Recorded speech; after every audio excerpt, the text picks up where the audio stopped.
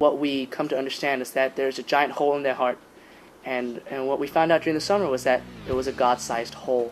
It could only be filled by God and the truth of the Bible. It's more of like you live it. It's not, I don't see evangelism as like going out and just preaching, you know, on a soapbox necessarily, although that is appropriate, but it's more about just living. Like, I have things to talk about God, because God does things in my life all the time. So I just tell my people, you know, my friends about it, and it draws their heart to God. I want people to know God in a real way. I don't want people to hear a message or to know God as, you know, I don't want the knowledge of God to consist in the mind of people. I don't want it to be a fairy tale or a story that they've learned or have been told over and over again repeatedly, something drilled into their mind. But I want people to understand that there is a living God, that there is an active God who wants to encounter and expose and reveal himself and open himself up to people and show them who he is and show them who he truly is. And my prayer is just that that hearts would be softened and we would see the truth, you know what I mean? Seeing Jesus literally change a person's life, it's beautiful. It really is. It's the gospel for all men. You know, God is concerned with all nations, and so it's not just about being in the West or growing up in America and having it be a part of our culture. It's Christ died for all. He died for the world. Matthew 6 says, like, seek first his kingdom and his righteousness, and everything else in your life. And that on that list is included food, water, and clothes, the things that obviously we would think are most important in life. All those things God will take care of. And God consists in power and real. He's living, he's alive. And one of my greatest desires is for the world and for people to know that God desires to be living and real in their life.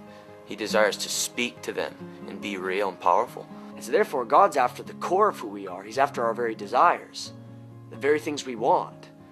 And so this place of intimacy, in one, it's allowing God to crush me and all that is false, all that is selfish, all that is not what he desires, and allow him to come in and do as he pleases with my heart. And I think it's powerful because God's expressing his love to us in that way. He's saying, look, it's worth throwing everything out.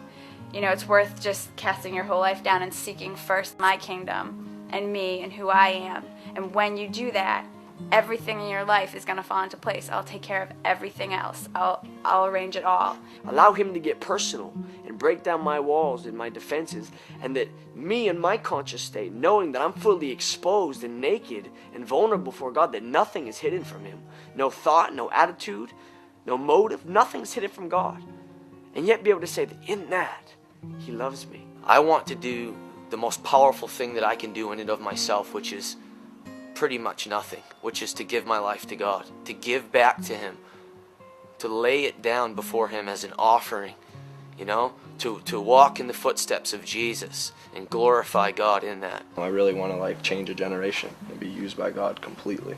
I'm called to God and God alone.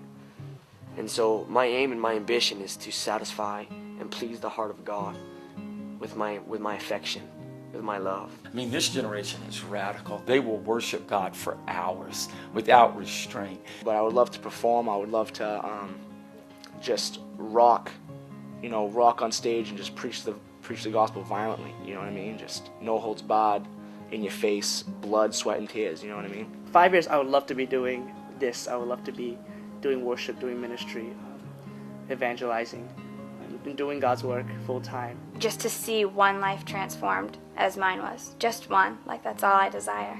I think the prayer I pray the most is just, God, reveal yourself to them.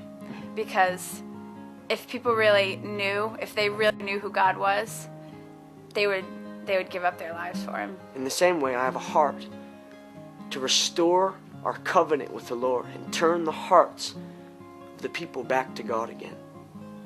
Wholeheartedly. They would love the Lord with all their heart, soul, mind, and strength. They would give themselves, they'd re-enter into covenant with God.